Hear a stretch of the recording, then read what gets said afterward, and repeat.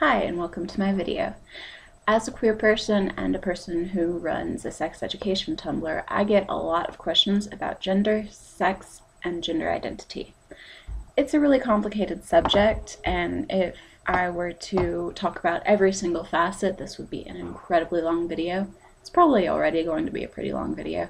So we'll get into just the basics and try to hit every category that I can think of.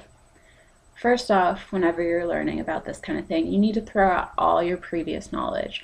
All the genderbread people, all of the little quirky images that you've seen, all of the 3-minute long videos. Even if you follow my blog and you've seen me attempt to draw gender, throw that out as well. It's all wrong because it's so complicated. There's no way that you could condense it into one image or one little video. Really complicated. So throw out all your previous knowledge. We're going to start over from scratch. To first understand gender identity, sex, and gender, you need to understand what those words mean. Gender identity has nothing to do with sexual orientation. None of this has anything to do with sexual orientation. Whole different subject. You can identify as any combination of genders and like any combination of genders, either sexually or romantically. Totally different things. Never assume a person's orientation because you know their gender. Never assume their gender if you know their orientation. Don't do it. Totally different subjects. So, gender identity, sex, and gender, what those mean to people, it's different for everyone. Everyone thinks about it differently. Everyone identifies in a different way. Everyone feels differently about these things. So, what is it? Let's start with sex. What most people think of when they think of sex is genitalia. It's much more complicated than that. I really don't like talking about sex when it comes to people. I think that gender is much more important personally to a person. Really, the only thing that you need to know is a person's designated sex if we're talking about health issues. What designated sex is whenever the doctor looks at the ultrasound or looks at you when you're born, they say this is a girl or this is a boy, and that's your designated sex. And certain people, there's two different words. DFAB, designated female at birth. That means you have a vagina, you have any like ovaries, breasts, that kind of thing. DMAB, designated male at birth. And this means you have penis, testicles, you don't have breasts. And health issues are different for these two different types of people. So that is important in a way, but sex, just as a subject, is so much more complicated than your genitals. The first part that goes into sex is your chromosomes, XY, XX. There's also different combinations of chromosomes, which fall under the intersex category. Usually we just hear about male and female, but there's also intersex people, which that's an umbrella term for a lot of different conditions where a person is neither male or female scientifically. This can happen with chromosomes. They have a different combination of chromosomes. It can happen with hormones, testosterone and estrogen. DMAB people, designated male at birth, have more testosterone. DFAB, designated female at birth, has more estrogen. Intersex people may have a different combination of hormones. It's not so cut and dry. There's also genitalia.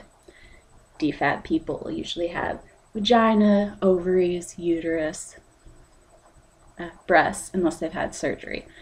DMAB people usually have penis, testicles, and no breasts. An intersex person could have any combination of that. They may have a penis, but they may have ovaries. They may have ambiguous genitalia, meaning, see, the clitoris and the penis are pretty much the exact same thing. It's just when it gets to a certain size, or if it has a urethra growing through it, that it's usually more one or the other, but with intersex it may be more ambiguous. So an intersex person has a whole different set of experiences with sex, gender identity, and gender, especially when it comes to an intersex person who was raised as a certain gender. Their parents may have made them go through surgery when they were young to make their genitals look more like one sex or the other, and raise them as that. And that can definitely complicate your gender and gender identity, as can different hormone structures or chromosomal structures. So gender identity is even more different for intersex people. So that's what sex is, a combination of chromosomes, hormones, and genitalia. Gender is comprised of different things. It's how you feel about your body, if you feel that your body is correct or if it's not the way you feel it should be. It can be your gender presentation, how you dress, how you act to be either male, female, or something else altogether. It can be your behavior. It can be how you want people to see you. All those interact to be your gender. Your gender identity is just how you identify with these things. Gender is not what's in your pants. It's a lot more complicated than that. So any of these facets can make you have a certain gender, make you have a certain gender identity. If you go up to any person on the street and ask, what's your gender identity and what do you feel like it, what do you feel about it, they'll answer different things. For me personally, as a genderqueer individual, which we'll get along on what that is later on in the video, I react to my body sometimes differently. Sometimes I feel like I should have a penis. Sometimes I feel like I shouldn't have breasts. For some people, they feel like their genitals are what makes their gender. I have a vagina, therefore I am a woman. For some people, it can be any number of things. Gender presentation, I feel like I should be more androgynous, that I should dress in a combination of male and female, that I should kind of poke fun at these gender rules. And behavior, I have a combination of female and male traits. And how I want people to see me, I want people to see me as something other than male and female. I want them to question who I am. And everyone can react differently. They can, a lot of trans people or gender ambiguous people, not necessarily trans, but the people who don't follow the gender rules, they want people to not be so cut and dry and say, oh, this is a male, oh, this is a female. Which gender roles like that, saying vagina, female pink, penis, male blue, it's harmful to everyone.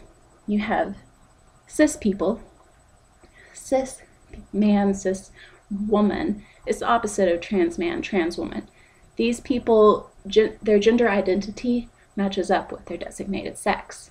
They have a vagina, they identify as female, etc., etc. They, of course, there are many different kinds of people. There's tomboys, women who act more masculinely. There's metrosexual guys, guys who act more femininely or dress more femininely. And these people get left out a lot in society because they don't abide to gender rules. And people who have certain jobs that don't abide to gender rules. This hurts everyone. So just throw out all those rules. Let's take it from scratch. Everyone is interesting. Everyone is different.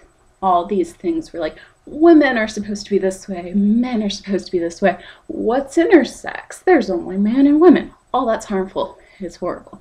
Throw it all out. So, when it comes down to it, all that matters is gender. And gender is different for everyone.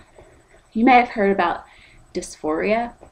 Dysphoria is a feeling that many people get. Gender dysphoria in particular is something that some trans people get. Trans being someone whose gender identity doesn't match with their designated sex. Not every trans person has gender dysphoria. Every trans person is different. There's no right way to be trans, just like there's no right way to have a gender identity. It's just everybody's different. What dysphoria is it's a feeling where you don't match up with how you feel you should be physically. And it can be caused by many different things. It can be caused at looking at your body and just realizing, wow, this isn't the body I want. I want it to be something else. It can be whenever someone calls you by the wrong pronoun, or you're looked at a certain way, so that you know that people don't see your gender, they see your designated sex, and that can be really hurtful. And so it's important to not judge people by how they look, because even if they look really feminine, they may not identify as a woman. Even if they look really masculine, they may not identify as a male. And by calling them by a certain gender pronoun, you may be triggering their dysphoria. And dysphoria is not just, oh, feeling sad. It's different for everyone. I get really depressed when I feel dysphoric. Some people can get really harmful towards their self. It's different for everyone. And again, not every trans person has it. But it's important to not assume who a person is just by what they look like. Like most people just assume that I'm a cis woman because I can't wear binders because of a health problem that I have. There's not much I can do to change my the way I look because of health problems that I have. So I try to overcompensate by being more masculine, but I still get called she a lot, and that can be really hurtful. So just ask what someone's pronouns are. You don't ask, are you trans? What are your genitals like? You just say, hey, what pronouns do you go by? Or you try to use gender-neutral pronouns like they or them until you find out what their pronouns are. My pronouns are they, them, or z here, which there are gender-neutral pronouns that we won't even get to. I'm going to do a separate thing for that. But pronouns are pretty important to make sure that people feel comfortable